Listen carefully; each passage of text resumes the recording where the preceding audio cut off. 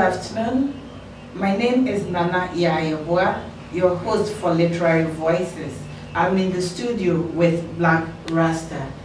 This studio space is provided by Zap Mallet Studios. This is where we met Rasta doing his recording, and this is where we shooting the interview from. Rasta, who are you? Well, I am Rasta. Yes. Well, I am Rasta, and of course, on a more serious note, I'm a musician. I am a radio personality in the sense of playing reggae music on radio, teaching history on radio. I'm also a lecturer, you know, going from university to university, teaching so many different things, from African history to African culture and all that. But basically, I'm a musician, a vegan, and at the same time, an activist, you know. Perfect. Yeah. So like I explained to you, and for viewers who do watch my program, Literary Voices is really about Africans telling their story from the African perspective. So it's not only here, we're doing this interview in Ghana, but in Canada, where most of the interviews are. The perception of being black, being an African in the diaspora is quite different. Therefore, with you being a historian or a person who lectures and teaches about his African history, if you could give an example, at least, what specifics of African history you teach? Well, anything that is African, I teach that. I mean, from the culture of the people, through to the tradition, through to the origin of the people, and also the music and dance, and anything that is African that I'm called upon to teach. Okay. Yes, I try as much as possible to do that, because I am a great supporter of Africa, and I try as much as possible to impart the knowledge that I have on Africa, and I also delve deep into ourselves as Africans, so that people can understand us better. Okay. Yes. Now, since we are on that topic, we will circle back and come to your music. How and when and why did you get into the music? 3 questions in one. Well, I will say that we had a drama group in Tamale known as the Rasta Theatre Group. We named that after Ras Kimono, who just passed on a few, weeks ago. You know, because he was a great fan of, I was a very big fan of Ras Kimono. Up till now, I'm still a very solid fan of him. So I would say that we named this group after him, and then from that time, we started performing, going from school to school, doing drama, doing singing, and so on and so forth. So that was where the interest started, and then from that point onwards, I started trying to write my own songs, you know, and then in 1999 I recorded my first album and released it in 2000. So basically that's how I started, by singing other people's songs, and then some other things like that. Yeah. Okay. So what music did you record in 1999? If you could give us a little bit a sample of it. Well, my first album was recorded in 1999, and I released it in 2000. It was an album called The Rasta Shrine. The Rasta Shrine is a really powerful album that I really love, because that was what defined me right from the start. It has songs like Africa Sweet. I've been going around the world, I've been going around the world. I've never seen a place as nice as Africa. Welcome, welcome, welcome, come to Africa. Welcome, everyone. You know? Yeah, songs like that. That was the lead single of the album. We have songs like Keep On Rocking. Keep On Rocking was really the very first song that I ever wrote as a musician. Saying all on this album, and yeah, we struggled to record it in those days when we were still struggling in school. Yes. I'm glad that I did it, and it remains my signature album. Yes. So with you getting into music, sometimes within the Ghanaian perspective, children need to toe a certain line. you getting into the music, were the parents and community supportive, or you did have challenges? Well, we had challenges because how it all started was I went to school, then I was at the University of Science and Technology, Kumasi. And then when I decided to go into music, I left my hair. I wanted it to grow wild. You know, I started getting more conscious about myself, about my culture. And in the African society, people still frown on people with my kind of hair. You know, so my father was getting a little uncomfortable. My mother did not like the idea. But I assured them that, well, I knew what I was about and everything was going to be okay. I will go to school, I'll finish it, I'll do everything. Nothing was going to change about me. And well, they were still skeptical, but after some time, they understood me. And when I released the song and everybody said, wow, that is nice. Because, you know, I was that kind of person who was only interested in going to school, passing all the exams, speaking the big English, writing the poetry. Everybody knew me as somebody who was studious in the area. But going into music, they were not sure. I remember my father asked me if I was all right upstairs. Because yes, because he knew that I was doing so well with the education. Yes. Why did I want to get into music? Yes. But you know, I told him I was okay. When BBC played my music for the very first time in 2001, yes, he was shocked. He heard it and was like, oh, all right, this is what my son wants to do. So I just have to support him. From that time up till now, it's been cool. Other people, well, people said, you know, in those days it was hard for people to just accept young musicians like that. They felt you go into drugs, you would womanize and so on and so forth. But to Jah be the glory, we never went into any of these. I think you've hit on the main point, the drugs aspect and the sort of misalignment of behaviors when it comes to that. But I think you are an artist, you also know that many of these are not really what is true. There are people, whether they are musicians or not, who will do it, they will do it. It doesn't matter their profession. Let's wind back and come to the beginning as well. So, within the beginning, around that time you were starting, which is 1999, I'm not too familiar with the music history of Ghana at that point in time, but what was the trend of the music that you... Very beautiful question. At that time, hip life was on top, and Zap Mallet was part of those who created hip life. Yes. See? So at that time, that was the in thing. The biggest thing was hip life. I was not interested in hip life. I was interested in doing reggae music, conscious lyrics. At that time, it was all about the dance and a few rhymes here and there, but we wanted to do conscious music. So I went into reggae music, and I remember there were so many times that I went to stage to perform, and once they heard that it was reggae music, they just stopped me from even coming on stage.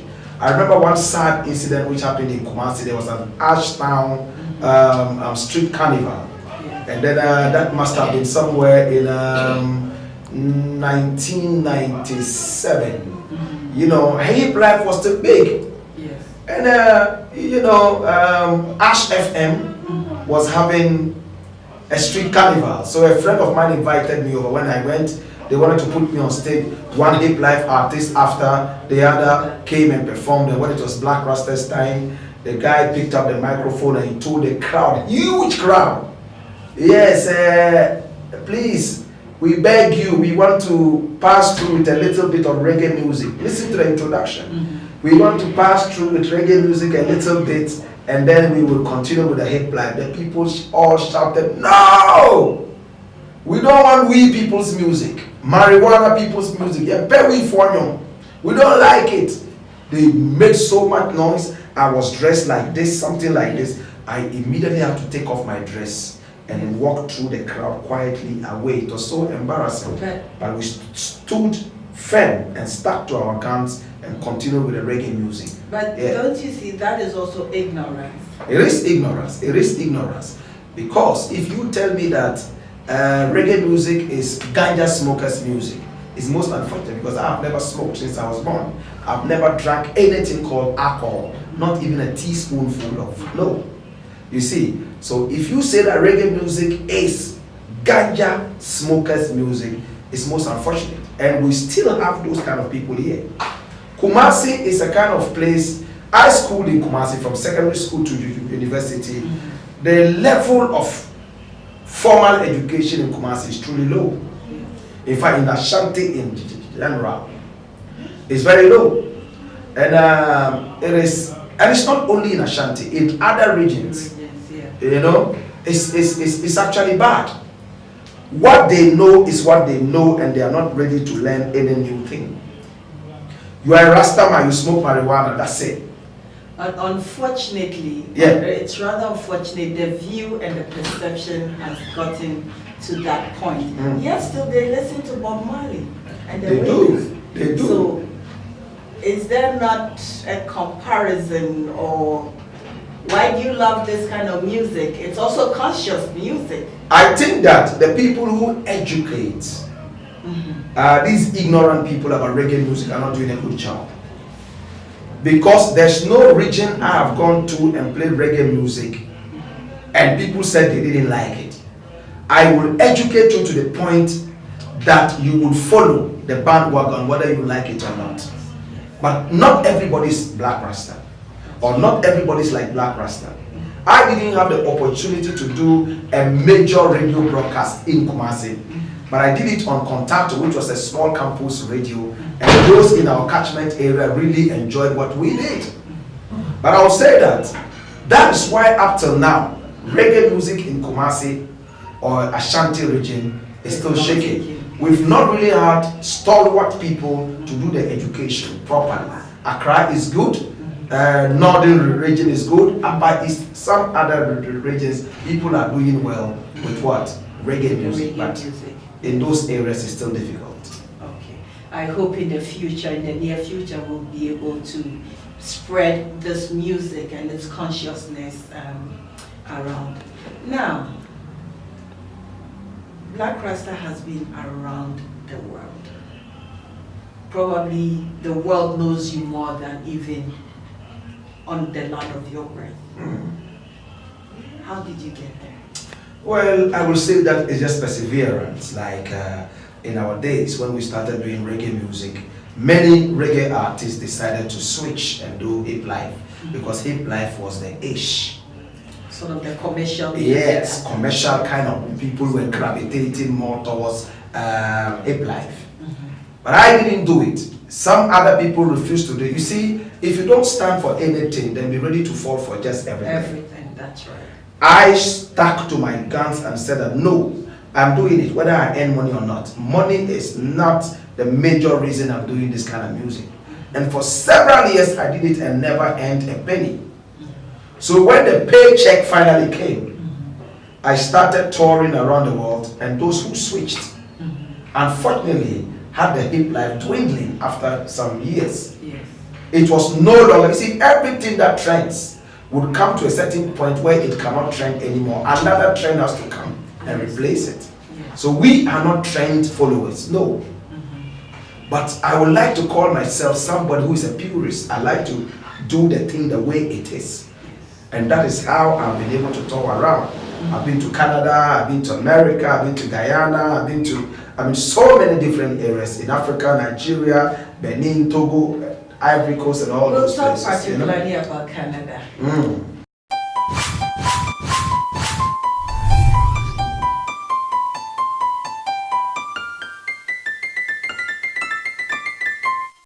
Welcome back to Literary Voices with your host Nana Yaa Yeboaa and our special guest today, Black Rasta. We've been talking about his entrance into the music scene, which is specifically the reggae music in Ghana and the conscious music that he does. I personally have been following him from afar somewhat, and also with my director pointing me to certain tracks which are playing online. But I will come to one of my favorite tracks later. But we were talking before we left and went off air. We were talking about your trip specifically to Canada. That is what I want to talk about, you to talk about, and your opinions or views about those of us in the diaspora actually coming to see you or not coming to see you, and some of the things we can do to mitigate that and change that narrative. Okay, so I will say that I've had the opportunity, to travel around Canada. Yes, I was there for Jambana, and Jambana is a Jamaican festival, huge Jamaican, kind of festival. So quickly, Jambana 2000 and I think that was 2 years ago, 16. 2016, yeah, Okay. yeah, 2016, 2 years ago I was there, and yes, Ontario, I came to perform, and I happened to be the very, very first Ghanaian to be on that stage. According to them, I was even the very first African that they put on that stage. It was always Jamaican people. As I said, it's a Jamaican festival. Yes. So that year, I was the only African on stage, and there was a lot of hype. Oh, Black Rasta is coming to perform. Black Rasta is from Ghana. Yes. I was one of the main artists. We had Coco T on it. Yes. We also had Soca King, or let me say Calypso King, Mighty Sparrow. Yes. And all those wonderful people were all part of the thing, and it was beautiful. Saying, when I came, there was a lot of hype and expectation. This guy is coming from Africa. So from my dressing and everything, he had to be African. Yes. I came on stage with my band. We started exploding. And the very good thing, when you check it online, you see it, I had an encore. Yes. After doing my show and finishing and going backstage to rest, the audience still cried out they wanted to see Black Rasta again. So I had to come back and do my last song with the goat dance, which is very African. But I was really disappointed because when I came on stage from Ghana, it had been advertised that, oh, a Ghanaian artist was coming. And if you are truly from Ghana, I am sure that you should know who Black Rasta is. The brother who brought Barack Obama to Ghana. The man who made the Barack Obama song that was on CNN, it was on Al Jazeera and all over. It made all of us proud. And it trended for so long. Obama himself had to come to Ghana and sit with us and have dinner. So if you don't know Black Rasta, then probably you were born only yesterday. Saying, and to God be the, what glory. I'm not saying it to feel pompous or to feel, no. To God be the glory. So I came on stage. Ghana, waving the Ghana flag. Ghana! How many Ghanaians are here? Not even one soul was Ghanaian. Before then, we have sent messages via Twitter and Facebook to Ghanaians to come out, but no Ghanaian came out. Well, I realized that there was no Ghanaian, but I still had to give the people the African flavor. Yes. And I realized that it was not only like that with Canada. Even in America, Labor Day, when I played before millions of people at the parade with Tyrus Riley and Michelle Montana and so on and so forth. Big soca artists, Calypso soca artists. I asked again, how many Ghanaians are here? Not one soul. When I finished this show and I was going out, then one Ghanaian came out. He was a radio presenter in Ghana some time ago. This was in New York. He came and, oh, I missed your show. So it is unfortunate when we travel out there. I am not that kind of artist who just plays for Ghana. Yes. No. Oh, there's a Ghanaian wedding and they want Ghanaian artists to come and play. I normally would not be considered for that kind of wedding because the kind of music I do is not a wedding song.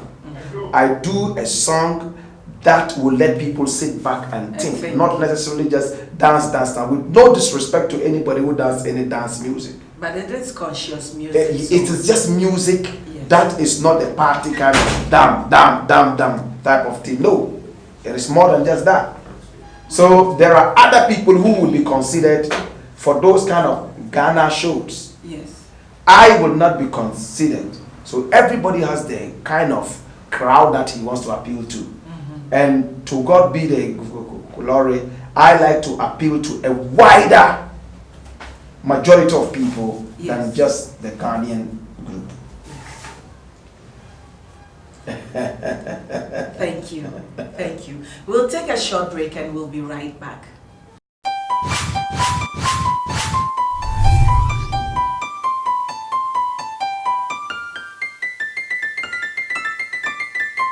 Okay, listeners, we're right back. I'm your host, Nana Yaa Yeboaa, and I'm in the studio with Black Rasta. We're shooting from Zap Mallet Studios here in which area is this? Accra, Ghana.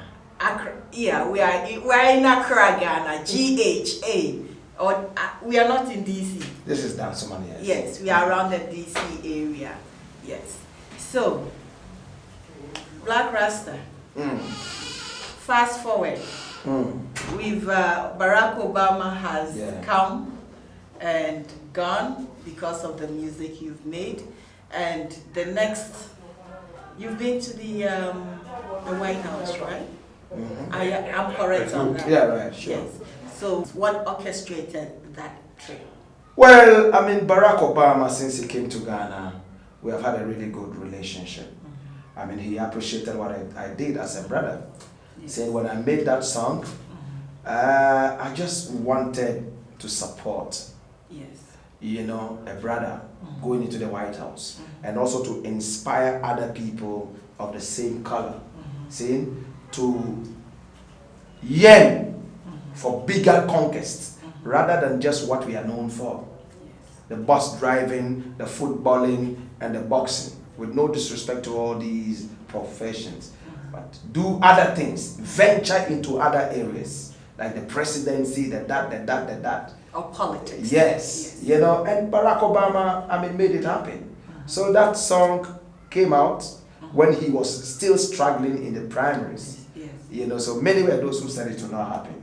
But it happened. And when he heard it, he used it partly for his campaign, you know, and why not? I'm glad to be the very first human being to make a song for Barack Obama. Right after that, we also had Coco T from Jamaica making it months after I'd done that. And then Sizzla Kalonji a year or two after, Capleton and the rest of them. You know, but we were the first to make a song for Barack Obama, and that went viral. So from that time, anytime I go to America, I just hang around the White House there. Why not? I go there, and then if I'm able to speak to one or two people, apart from him, there were some other people that I knew, I was introduced to, and they knew that this was a friend of America, friend of Barack Obama, friend of, I mean, consciousness. You know, so if I have time. Yes, we can. Kind of friend. For and yes, you did it. Yeah. Yes. So there's this special aspect of you. As much as you are a singer-songwriter, you are also a poet. Yes, yes. So maybe we will hear a little bit about some of the work you do, and how you use that poetry to impact the youth. Okay. Yes, I write poetry. In fact, basically, I'm a dog poet.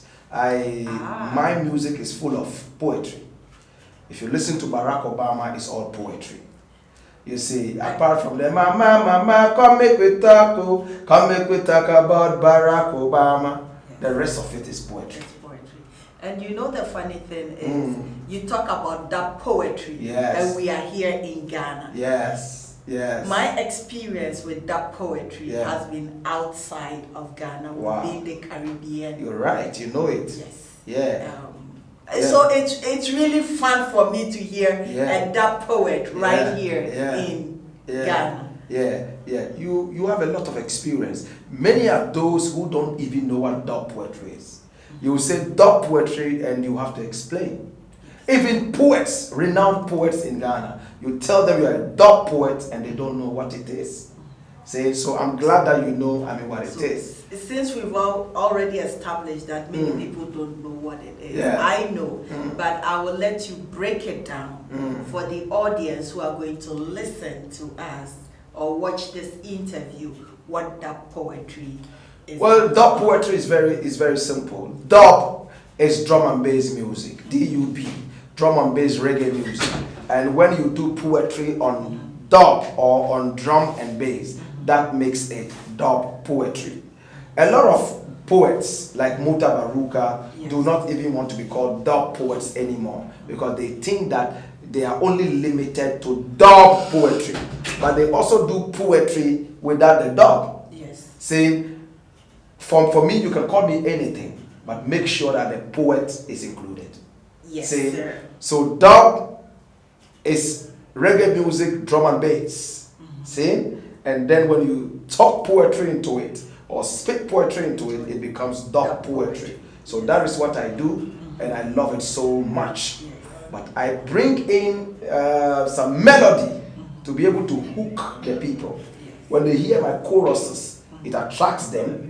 They get interested. Then I inject them with my hard-hitting poetry. Then I relax and drop the melody again. When they are skanking and feeling good about it, then I inject them again. Like that. That's how I do my kind of music. Thank you. It's really beautiful to hear that in-depth breakdown from you, so that the viewers, the youth or the young adults who are venturing into poetry, you also do understand that there are different forms of poetry. You can do traditional poetry, you can do dub poetry, you can do spoken word, you can do anything that you want with the words and rhythms and rhymes that you have written. You don't really necessarily need to limit yourself. For real? So, before we wind down on this interview, we will be right back after this quick break.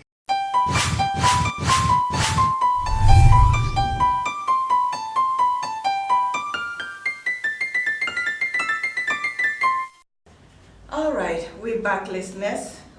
I'm your host, Yaa Yeboaa, on Literary Voices.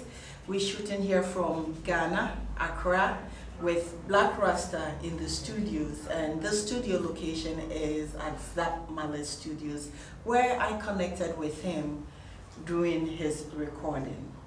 So, the other aspect of all this, everything that you do, is the advantages and the disadvantages.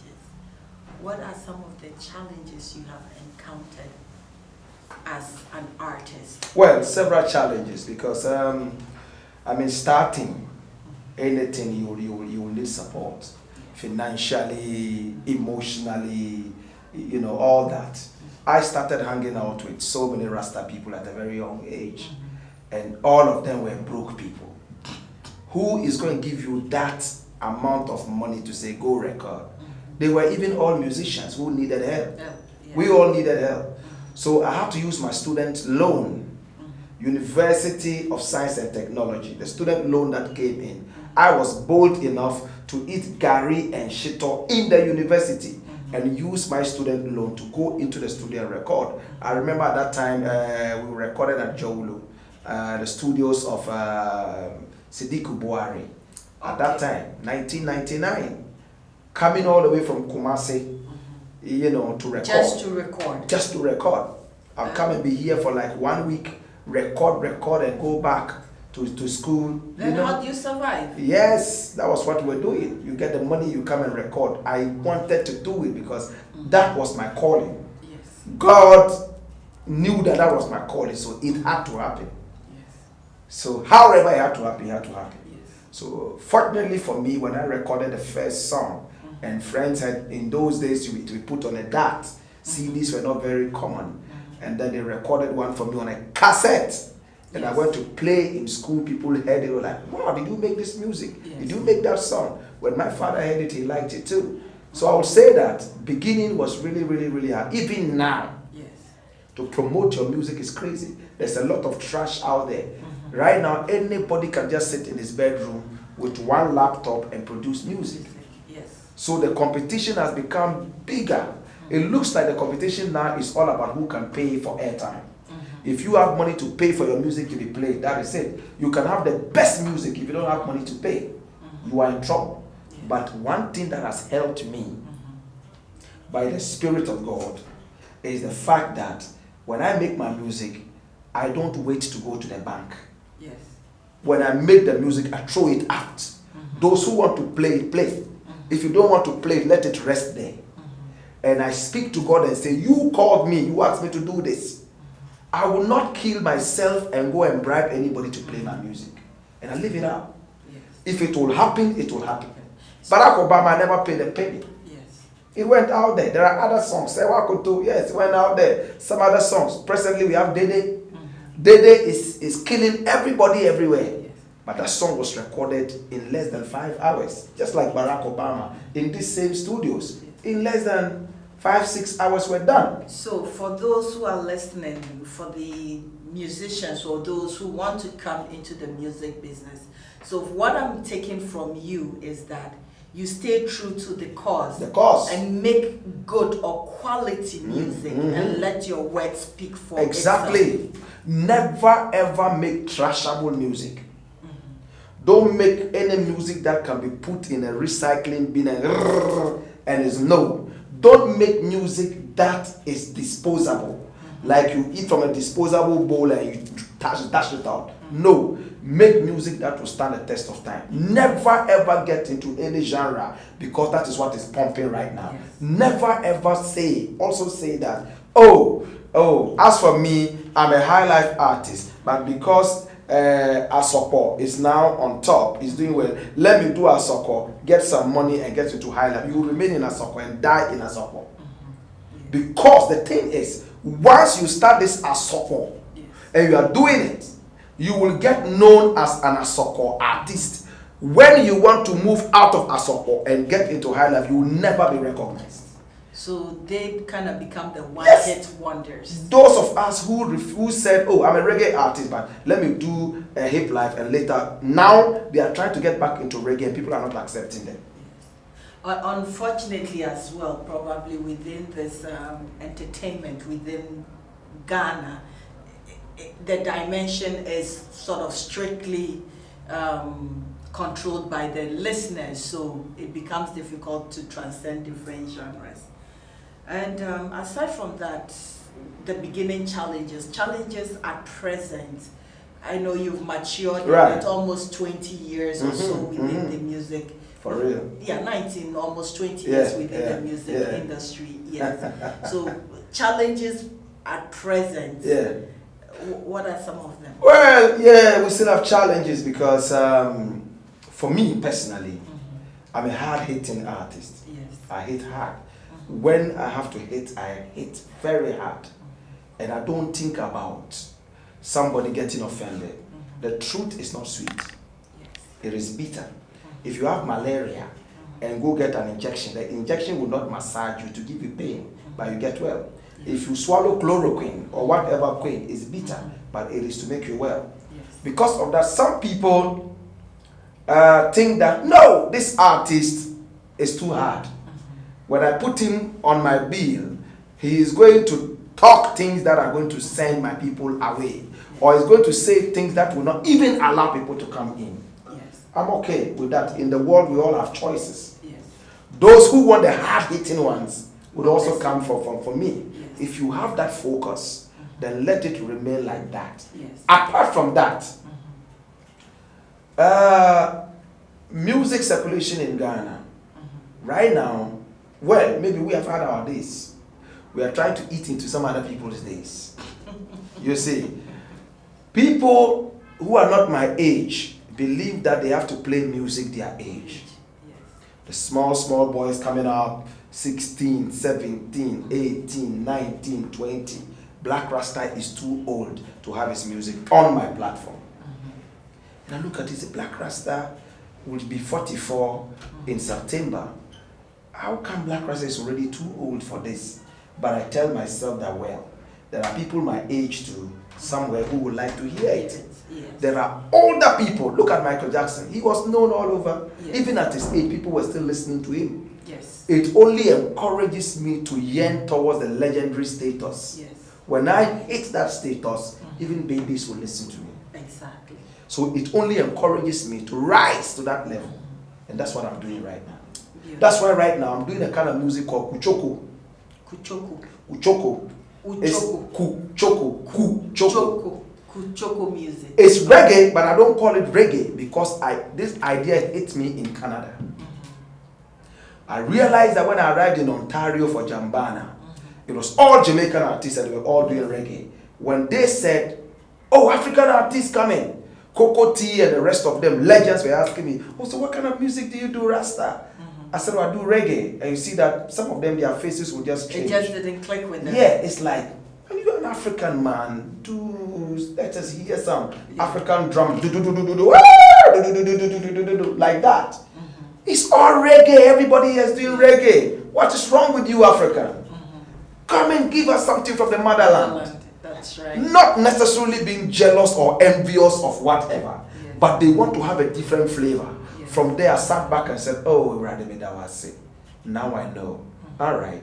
So now when you listen to my reggae music, you hear dondo, and I do African dances. And reggae music has that thing, kuchoko, kuchoko, kuchoko. I said, okay, so let me just call it kuchoko. So when I meet Coco T next time or Benny Spear, they asks me, what music do you do, Rasta? I say, kuchoko from Africa. Say, yo, brethren, yo, nice one, but tell me about kuchoko. Then I now break it down and show them. Because on stage, I come with dondo, I come with djembe, I come with xylophone, I come with cow horn, pom, pom, pom, and I dress African. And I dance instead of just doing the reggae dance. Now it's no more one finger going up. We are dancing and breaking our back and falling on the ground and rising up. Because African dances are full of energy. See? Yo, so that is what I am doing. And encouraging everybody. You see, when they started with this dancehall movement in Ghana, I told them this won't survive. I have been to areas where they do dancehall. And they normally brand it with a lot of sex, a lot of violence, and a lot of other things society wouldn't want to listen to.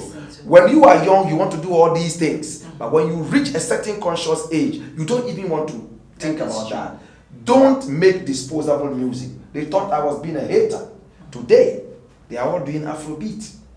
All the so-called dancehall kings in Ghana and queens are doing Afrobeat. Now, that even brings me with the whole idea of the history of music.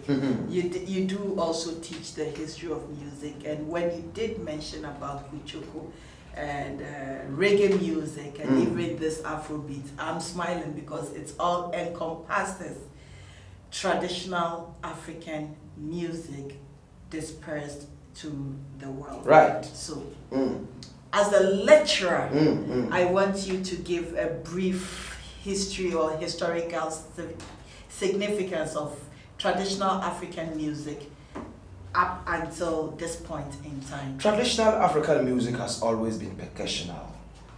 The dondo, the drum, the da, that's traditional African music. That is what gives us the beat or the rhythm. All these stringed instruments came in later. But it always was percussion, do, and all those things, with the sweet voices coming in.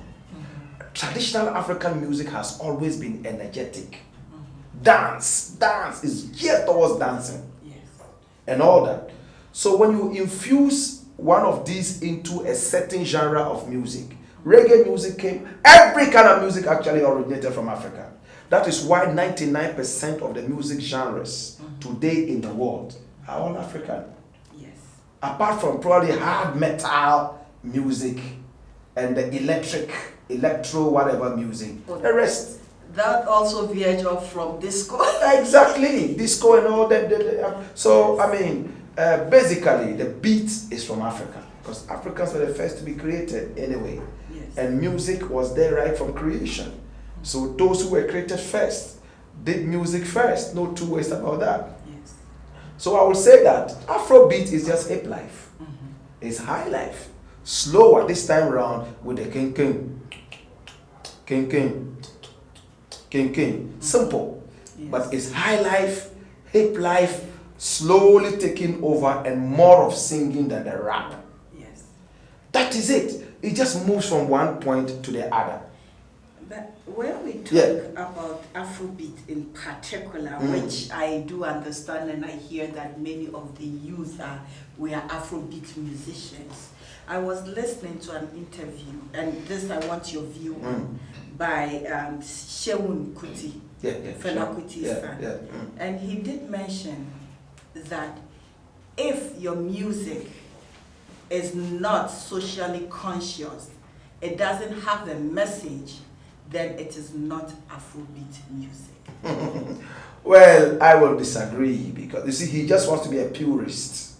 He wants to be somebody who stands by his father's kind of thing, because Fela Kuti himself was the man that was credited with Afrobeat kind of. Exactly, yes. All the things they are talking about Afrobeat and Fela. Yes. But of course, we had Ola, who also claimed that he originated it. He was in Ghana recently, he said it. But I would say that Fela took it to another level. Yes. A lot of horns, a lot of, orchestra kind of music, but all African. And the message will come out militant. Yes. Ah, zombie, you zombie. Zombie no go chop unless you tell them to chop. Hey, Jarajo. You're talking about the military in Nigeria at that time, when you could just be taken away and killed. Yes. That's the kind of militancy. So if today my father has struggled to do zombie and try to change the system, then you come out and you are singing about Jennifer, how Jennifer can kiss so well, Jennifer is a beautiful girl and all that. The son will sit back and say, how can you dilute my father's message like this? Yes. So I understand him when he says that. Yes. But Afrobeat is judged by the sound. Okay. When you want to judge it by the message, then reggae is Afrobeat too. But every genre of music is never decided finally by the message. It's decided by the beat. For instance, when you listen to reggae music even without the message, you should be able to know that this is reggae. You listen to Afrobeat even without a message, you should be able to tell that this is Afrobeat. The message only comes to strengthen it and give it a stronger foundation. Beautiful. Beautiful. Yeah. So, any up and coming programs or shows that you have around? We do understand you do a radio show. Yes, so if you could tell us a little bit about it and the times that you do. Okay. It is the most conscious show on radio in Ghana, if not the whole of Africa. It's called The Taxi Driver. It is named after some of the people we should be respecting so much in the society, but we don't. Everybody uses a taxi at least once in his lifetime. You would sit in a taxi. See? So we love the taxi drivers. When visitors are coming into a country, the first people they probably encounter are the taxi drivers. So they must have a certain kind of message, because they say first impressions last. Yes. If a taxi driver receives you well, drives you to your destination, say, oh, Ghanaians are great people. Listen to how the taxi driver spoke to me. So I decided to name my program after them. And I do reggae, kuchoko, conscious music, and I run commentary concerning what is happening in our country. I have a segment called the Black Ports, where I talk about pertinent issues. What can we do to make our country improve? Instead of just criticizing, and that this minister has stolen money, and that person has done. No. I say that, well, this is what we can do to solve this problem. Can we end? I am so happy that since I started, the president of Ghana has been listening to this segment like crazy. I know it got you into trouble sometime ago. Oh yes. How would I know? I talked about whoever misled the president to try to sign the Ameri deal. Yes. And I said the person should suffer. That's I left it there. Yes. And he sent the minister home. I also talked about churches that flaunt wealth. Yes. Pastors and prophets are buying luxurious cars, Rolls Royce, and they claim they can even buy 50 of them. Say, okay, we thank you. Can we help with the tax system? Pay us some tax so that we can have lights and water running. It's all godliness. You are helping people to drink good water and to have their environments clean. Yes. We are not forcing you, but pay tax. It's simple. It's become business. Yes. You see, president took it up, and he's asking people to pay tax, churches to pay tax now. Vehicles. Yes, and so on and so forth. There was another thing that I talked about. President took it up. I got information from there that, hey, he listens to your show, and I like it. It's not because it's Mr. President. but it's because somebody is listening who can take decisions. Yes. You see, yes, some time ago, I think at SEFBEN, there was something said about marijuana and blah, blah, blah, blah. And then some MPs got angry and said, no, Black Rasta should come and point out which one of us smokes marijuana. So I went out there and I told them, you see, what I truly wanted to say was not about smoking, because I don't smoke. It's use. Yes. How many people don't use marijuana? Maybe this chair we are seated on is made from marijuana something. Yes. Or the water from marijuana. They use it to smoke, because everything coming from China now in terms of wood, they use the marijuana water, they soak it into, so insects cannot eat it. Yes. A lot of the things, hair creams and blah blah blah, organic blah blah blah blah and blah even blah. just like you're wearing this marijuana. Yes, exactly. Hemp, how do you call it? Yes, Oh, this is hemp fiber. I bought this in the Ivory Coast. This is hemp fiber. Okay. Ivory Coast. Yes. They love it. It's their national thing. Yes. I respect this. Yes. So that's why, so when I went and I told them this was it, okay, I apologize to us. I'm so sorry, sis. I did not mean to say this. This was what I wanted to say. So if we free you, would you still talk about marijuana? I said, yes, sir. It's very dear to my heart. I will say it. But God being so good, they said, okay, go and sin no more. So I went home. And I decided not to sing anymore. But to still talk about my marijuana. I released a song. Kofi Annan, say make we legalize it. Too long in Ghana legalize the ganja. Kofi Annan, say make we wise and think. Oh. Too long in Ghana legalize the ganja. The sweetest part is legalize it. Make the money and stop the begging. You see, legalize it. Stop the stealing. Stop the thieving. If you have money, why should you steal? If you have money, why should you beg? Legalize it. Let's make money. But when you talk about legalization, people think, oh, they want to smoke. I don't smoke. I've never smoked. Kofi Annan, president of the world, listen to Black Rasta and say, hey, this guy is making sense. Oh, he looks young, but Charlie, Akrano, Kasapa, Akrano is brilliant. And he went on the world platform and said, Charlie, let's listen to that guy. Which you're very right when you did say that, because as before I came on this trip, it's legal, it's become medical marijuana. In Canada. In Canada. Yes. And it's legal, so to speak, yes, right now. Yes. And Canada would make money out of this thing. Thank you. And you would go to them and beg them to give you the same marijuana money. What it's like the Muslim saying that he doesn't eat pork. Then you have your pork farm, you do your thing, your pig farm, you make your money from pork. And then a Muslim man comes there, they want some money to go and build mosque. And then you give him money. If he accepts it, he's a hypocrite. You say you don't like prostitutes. Then you go to a place where prostitutes do their business and you are asking for money to build a road. Then legalize prostitution. Legalize the pork business. You understand? That is how it's supposed to be. You don't go to America where it is what? Legalized in some of the states and beg for money. They give you the money, then you close your eye to the fact that they got the money from marijuana. Canada, marijuana. Then you say, yeah. Unfortunately for us, we follow trends, or we wait to be told what to do.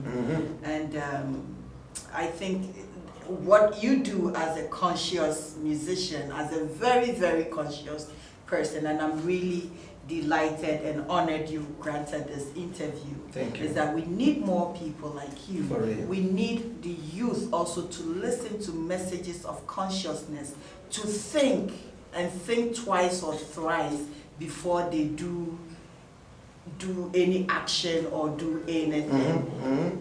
Yeah. One important, very, very important thing for me is motivation and mentorship. But let's focus on the mentorship. Do you have any youth that you do mentor? A lot. We have what is known as the Kuchoko soldiers. They are people who believe in Black Rasta's teachings. And every day from Monday to Friday, I have a segment called Wisdom from the Mountain. It starts from 5:45 and ends at 6. It's just a 15-minute segment where I share wisdom with the people. I motivate them, inspire them, that some even weep and cry.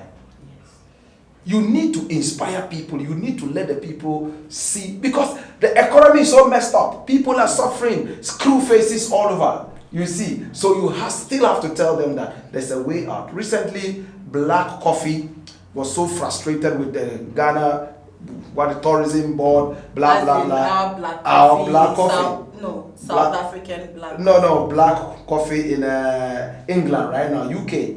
She was a pretty, she's a pretty lady, nice looking sister that I love so much. There is another Black Coffee somewhere. Yes, in South Africa. Not this one. This is our own Yaa Black Coffee. Okay. Yaa Black Coffee was so frustrated with the tourism board. She wrote a long letter and circulated it on Facebook and social media. How she's frustrated. Ghana will rot. Ghana will ban. She doesn't care. She's going back to live in the UK. And I said that this is unfortunate. You should never ever turn your back on your motherland. That is right. If the Americans turn their back on their motherland, you wouldn't be there. You wouldn't be there. Yes. You're not British, you're not English. Yes. You see, this is your land. You are only giving what? Credence to what the white man came to do. If you turn your back towards your motherland, that's what they want to hear. Yes. Oh, they failed, so everybody's running to us. Though they treat you like pieces of shh. You know? Exactly. Exactly. So I had to come out and rebut it. And say that because one Black Coffee has left, Ghana will not bend. Because one Yaa Black Coffee left out of frustration, which I agree is sad. We all go through it. Yes. So you want Black Rasta to sit back and correct it and make it work, then you will come back with your tail under your feet and come back and say you are Ghanaian. Yes. Or you want to go there and die, they say you are Ghanaian, now they are bringing you home to come and bury. Is it a graveyard? So Ghanaians who live abroad only wait for when they die. Then they carry their corpses and come here and beat drums and drink alcohol, dance and cry and go and do what? Bury? Is this a graveyard? No. Be part of building. That's why Marcus Garvey brought up the Black Star Liner to bring home. That was a superfluous idea, maybe an inordinate ambition. But trust me, it still makes sense. Emancipate yourself from mental freedom. Exactly. Mental slavery. Bring the people home. Let them come and work. You are out there. Once in a while you find time to come home. Maybe build something smaller. Like before we started this interview, you said you only go there, do whatever you want to do, and within the shortest possible time, you return home and continue. Yes. Home is home. Home sweet home. No place like home. Thank you. So we are home with this interview with Black Rasta in Zap Mallet Studios, located in Dansoman area. So I'd like to say a very big thank you to you, a very big thank you to Zap Mallet for granting us the space. Although we didn't ask him, we still got a space. And a very big thank you to the people who viewers cannot see, CRIXUS Prince, and Rocky, and Akos of Eli Body Shop, and Nana Sasi, who also came to support, and Black Rasta's son, who stands so studiously watching his father being interviewed. And I wish you all the best. And there's a young man as well whom I don't know his name. I wish you all the very best, and I also thank you for listening. And sorry, I did forget one gentleman. To Raymond, the person who has been chauffeuring me around. Thank you. Thank you. You've been listening to Literary Voices. I'm your host, Nana Yaa Yeboaa.